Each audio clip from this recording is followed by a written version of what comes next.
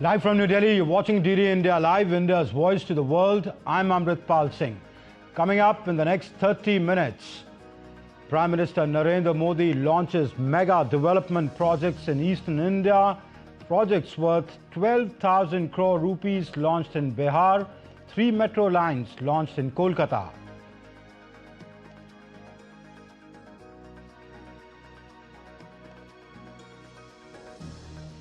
Israel denies reports of famine in Gaza. Prime Minister Benjamin Netanyahu says he will begin Gaza ceasefire talks soon. Russia and Ukraine target each other's energy infrastructure. Ukrainian attack suspends Russian oil flows to Hungary and Slovakia.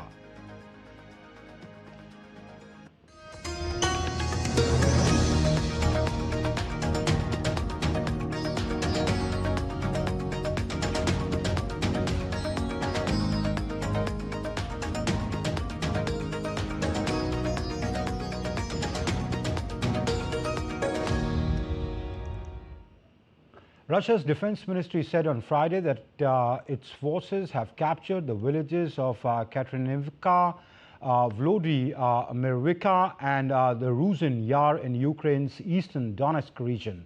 The advantage brings Moscow closer to Ukraine's key defensive lines amid ongoing destructive battles. In nearby Kostiantynivka, Ukrainian authorities cut gas supplies after Russian shelling damaged a pipeline. One civilian was injured and a residential building caught fire. Both nations continue to accuse each other of obstructing peace talks. And Russian oil supplies to Hungary and Slovakia could be suspended for at least 5 days following the latest Ukrainian strike on a part of the Druzhba pipeline in Russia. The Hungarian and Slovak governments have written to Europe's Executive Commission urging it to guarantee the security of oil supplies from Russia. EU members Slovakia and Hungary have opposed the bloc's decision to phase out Russian oil and gas by the end of 2027. Russia and Ukraine have stepped up attacks on each other's energy infrastructure over the past few weeks, despite a push by US President Donald Trump to reach a deal to end the conflict. Ukrainian President Volodymyr Zelensky on Friday said that Russia was doing everything it could to stop a meeting between him and Vladimir Putin. Zelensky urged Ukraine's allies to put fresh sanctions on Moscow if it shows no interest in peace. Speaking at a joint press conference with NATO Secretary General Mark Rutte in Kyiv, Zelensky said that they had discussed security guarantees for Ukraine by other states. And rejecting a report from a global hunger monitor, Israel's foreign ministry said that there is no famine in Gaza. In a statement, the ministry said that the Integrated Food Security Phase Classification published a tailor-made, fabricated report to fit Hamas's fake campaign.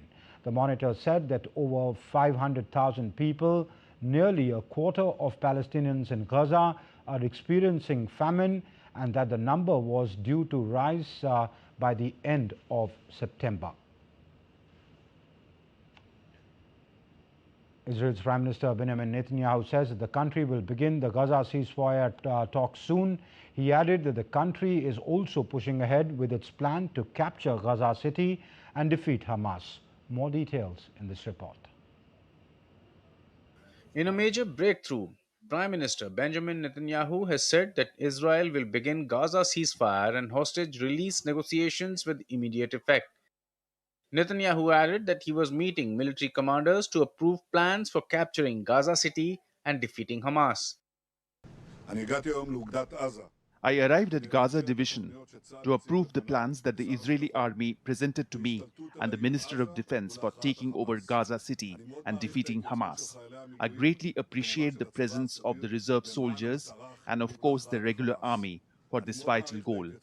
At the same time, I have issued instructions to begin immediate negotiations for the release of all our hostages and an end to the conflict on terms acceptable to Israel. In a sign that the government was pressing ahead with the plan, the military has called up 60,000 reservists. Meanwhile, Israelis continue to protest for the release of hostages. Global pressure is also mounting, with UN Chief Antonio Guterres renewing calls for a Gaza ceasefire. I must reiterate that it is vital to reach immediately a ceasefire in Gaza and the unconditional release of all hostages, and to avoid the massive deaths and destruction that a military operation against Gaza City would inevitably cause. Simultaneously, the decision by the Israeli authorities to expand illegal settlement construction, which would divide the West Bank, must be reversed. All settlement construction is a violation of international law. The development comes after Hamas accepted a ceasefire proposal put forward by Egypt and Qatar.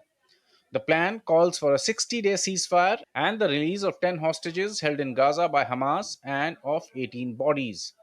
In return, Israel would release nearly 200 long serving Palestinian inmates.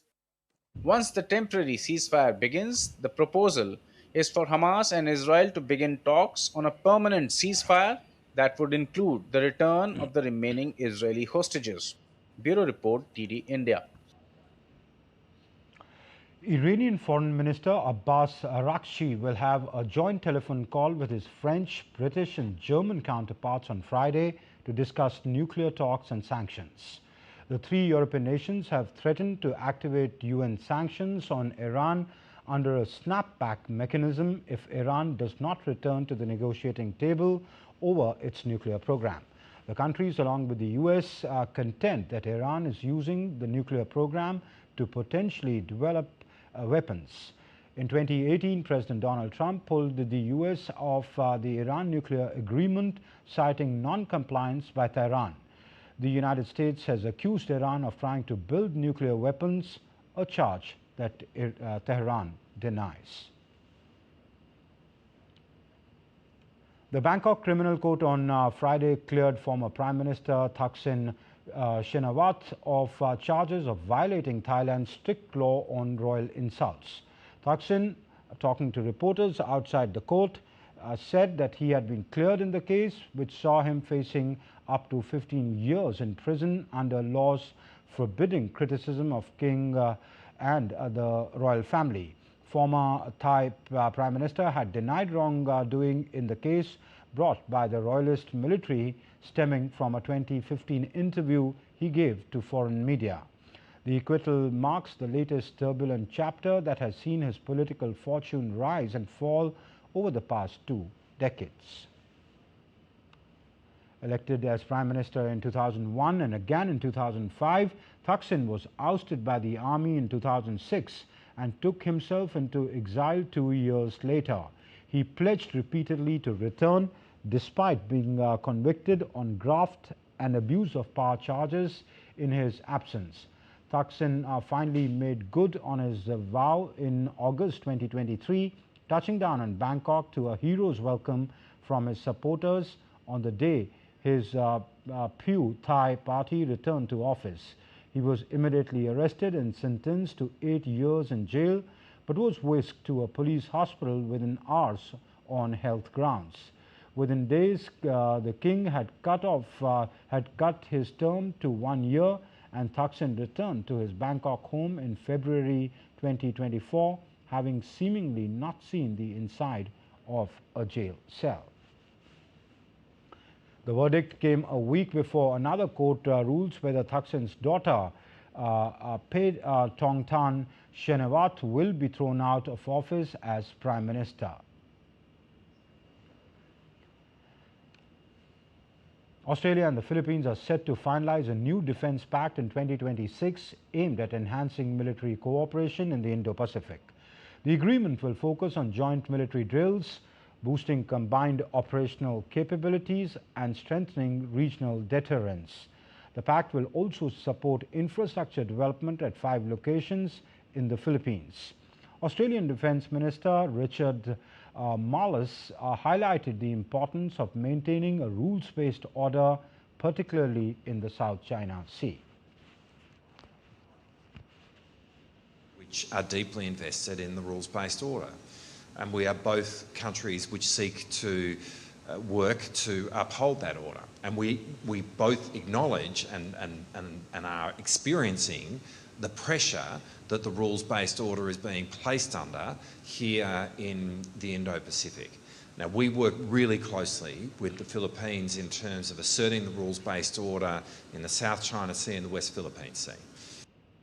And the Philippines Defense Secretary Gilberto Teodoro condemned China's actions in disputed areas, emphasizing the need for international law and trust in negotiations.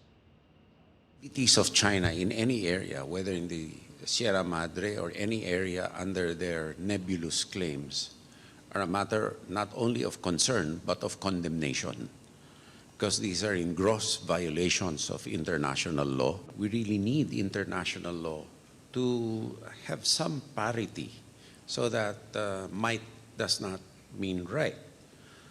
And we are also used to negotiating in good faith and not with insincerity. Still to come up on this edition of DD India Live, the Income Tax Act 2025 receives President Draupadi Murmu's assent. The new law replaces 6-decade-old law. India's R. Pragnananda and D. Gokesh settled for draws in the round 4 of the Sinquefield Cup 2025.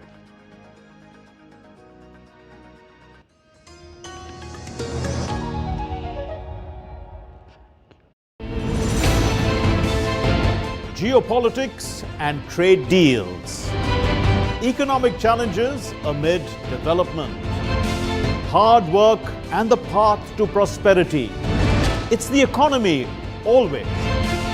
Between walkers, money is what money does and says. Supply creates its own demand. Between the bulls pulls and bears tears. When supply chains globalization and India rises to the podium. We'll get you centered with the Economic Brief at 8 p.m. every Thursday on DD India.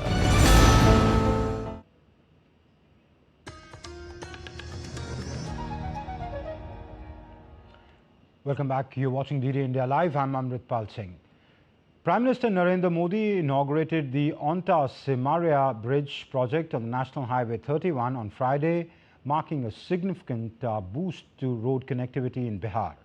The new bridge will reduce travel distance by more than 100 kilometers for heavy vehicles traveling between North Bihar and South Bihar.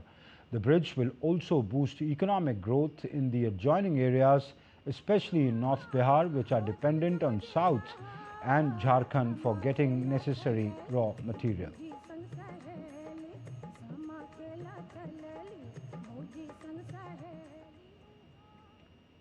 Addressing the event, Prime Minister Narendra Modi reiterated that providing pakka houses to the poor is one of his major commitments. मेरा एक बड़ा संकल्प है, जब तक हर जरूरतमंद को पक्का घर नहीं मिल जाता, मोदी चैन से नहीं बैठेगा।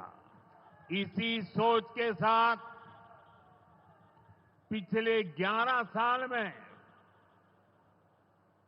4 करोड़ से अधिक गरीबों को पक्के घर बनाकर दे दिए गए और हमने सिर्फ घर यानी 4 दीवारें नहीं दी, बल्कि उन घरों के साथ गरीब को उसका स्वाभिमान दिया है। और जो लोग अब भी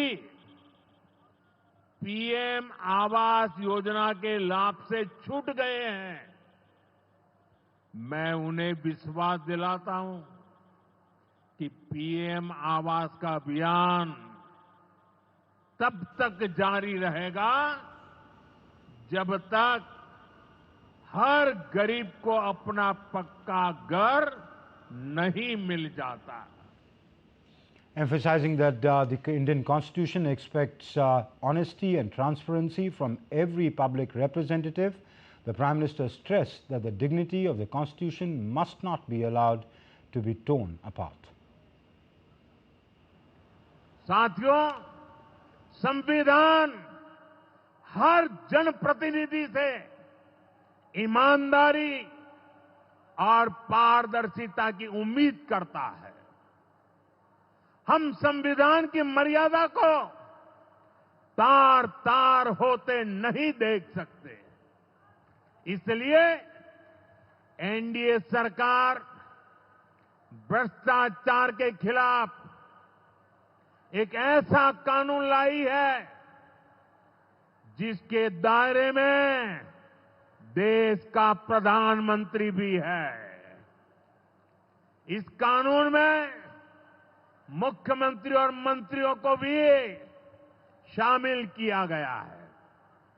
जब ये कानून बन जाएगा तो प्रधानमंत्री हो या मुख्यमंत्री या फिर कोई भी मंत्री, उसे गिरफ्तारी के 30 दिन के अंदर जमानत लेनी होगी और अगर जमानत नहीं मिली तो 31वें दिन उसे कुर्सी छोड़नी पड़ेगी.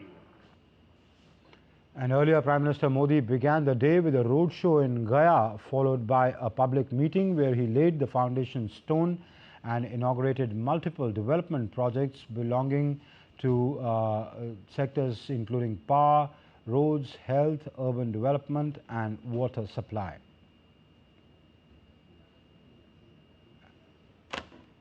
And Prime Minister Narendra Modi also said that Operation Sindoor has drawn a new line in India's defense strategy. He added that no one can escape after sending terrorists into India or planning attacks. He said that even if terrorists hide in the depths of the earth, India's missile systems will bury them there. जब कश्मीर के पहलगाम में आतंकी हमला हुआ था, हमारे निर्दोष नागरिकों को उनका धर्म पूछ करके मारा गया. मैंने बिहार की इसी धरती से आतंकवादियों को मिट्टी में मिलाने की बात कही थी. आज दुनिया देख रही है बिहार की धरती से लिया गया वो संकल्प पूरा हो चुका है. आपको याद होगा उधर से पाकिस्तान हम पर ड्रोन हमले कर रहा था, मिसाइलें दाग रहा था और इधर भारत पाकिस्तान की मिसाइलों को हवा में तिनके की तरह बिखेर रहा था. पाकिस्तान की एक भी मिसाइल हमें नुकसान नहीं पहुंचा पाई. साथियों, ऑपरेशन सिंदूर ने भारत की रक्षा नीति की नई लकीर खींच दी है. Prime Minister Modi also flagged off the Amrit Bharat Express train between Gaya and Delhi and the Buddhist circuit train between Vaishali and Koderma.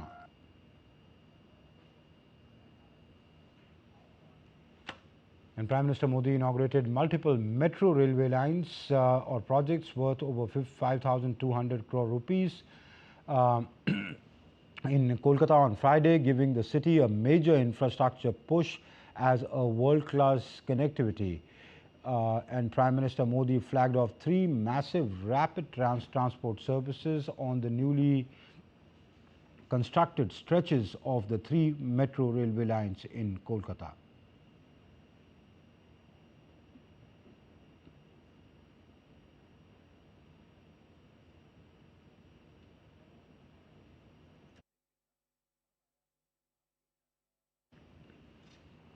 Japan is a key partner in India's transport revolution, funding and supporting protests from Kolkata Metro to the Mumbai-Ahmedabad bullet train. Deputy Consul General Ashida Katsunori told DD India's Tapas Bhattacharya how India and Japan's cooperation is still driving growth, and the JICA signaling fresh loan agreements for both landmark projects. Prime Minister Narendra Modi just inaugurated 3 lines in Kolkata Metro, and I have with me the Deputy Consul General of Japan, sir. You have come here, Ashida sir. You saw this. Japan has been working with India as an all-weather partner. How do you see this particular project, and how Japan is further helping India in this aspect? Out of the outset, I have to say, in terms of the Kolkata Metro, we cooperate half of the cost approximately as the name of loan. So we are very happy to see so many people are very exciting and very happy. And you know, as I mentioned, the fact that Japan has been one of the key partner of India. In fact, Prime Minister Narendra Modi will be going soon in Japan at the same time. We see this metro; these are modern engineering marvels. How do you see Japan helping further India becoming a developed country by 2047? That's the Prime Minister's vision also. Yes, we have been cooperating to India, and this project of the Kolkata Metro is one of the part. And as you know, another program in a Shinkansen, so-called bullet train, is all under construction. Right. We are continuously cooperate with India. Last question, sir. How do you see both countries' relationship going forward? There is a lot of love, respect in India for Japanese people, and it's saying vice versa in there also. How do you see both countries should go forward? Yeah, we have very long historical relationship, including Buddhism and other cultures, and this is sort of the tool as well as asset. And we have to keep this asset in the future as well. Much appreciated time. So that was the Deputy Consul of Japan Embassy saying that both countries are working together from Buddhism to the modern marvels like that of Kolkata Metro. With Camera Rana, this is Abush Bhattacharya for TD India from Kolkata. Income Tax Act 2025 has received the President's assent on August 21st. The Act consolidates and amends the existing income tax law, replacing the Income Tax Act 1961. It will come into effect from April 1st, 2026. The Act was passed by the Parliament in the current monsoon session. Group Captain Shubhanshu Shukla, Group Captain Prashant Balakrishnan Nair, and Group Captain Punyashok Biswal, along with Chairman of the ISRO and the Secretary of Department of Space, Dr. V. Narayanan, and Director Human Spaceflight Center, Dinesh Kumar Singh, called on President Draupadi Murmu at the Rashtrapati Bhavan. Group Captain Shubhanshu Shukla shared his experiences in space with the President. The President extended her best wishes to the entire team for future endeavors, especially for the Gaganyaan mission. Defence Minister Rajnath Singh said that the Pakistani Army Chief Field Marshal Asif Munir's recent comparisons of India and Pakistan is as Ferrari versus dump truck was a confession of Pakistan's poor economic situation.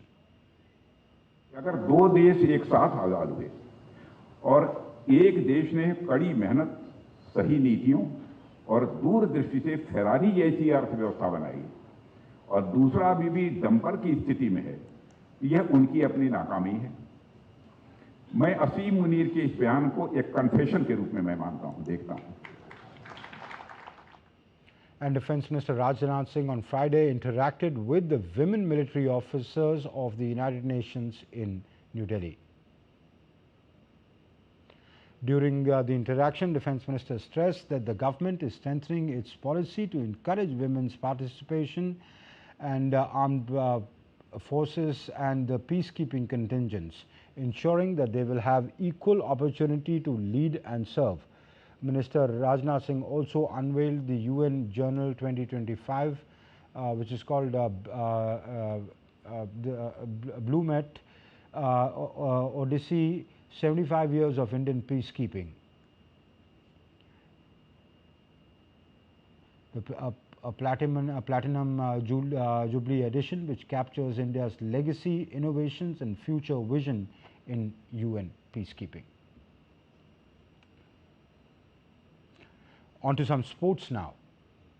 In chess, Indian Grandmaster S.R. Pragnananda was held to an easy draw by America's Samuel Savian in the 4th round of the Sinquefield Cup.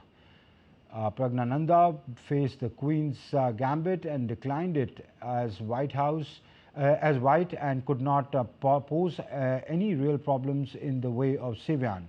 The middle game saw a lot of pieces change hands and the game ended soon in a draw. Meanwhile, world champion D. Gokesh is also setting for Maxey's Vaisha Lagrave of France in the 4th round. With 5 rounds still to come, Caruana moved into the sole lead on 3 points and is followed by Pragnananda and Erunian on 2.5 each. That's it then in this edition of DD India Live. But do let us know your thoughts on the news of the day. For those on the go, you can use the app. Go on these QR codes that you've seen on your screen and download now. We'll be back with more news as it breaks here on DD India. I'm Amritpal Singh from my entire team here in Delhi. Thank you for watching DD India Live.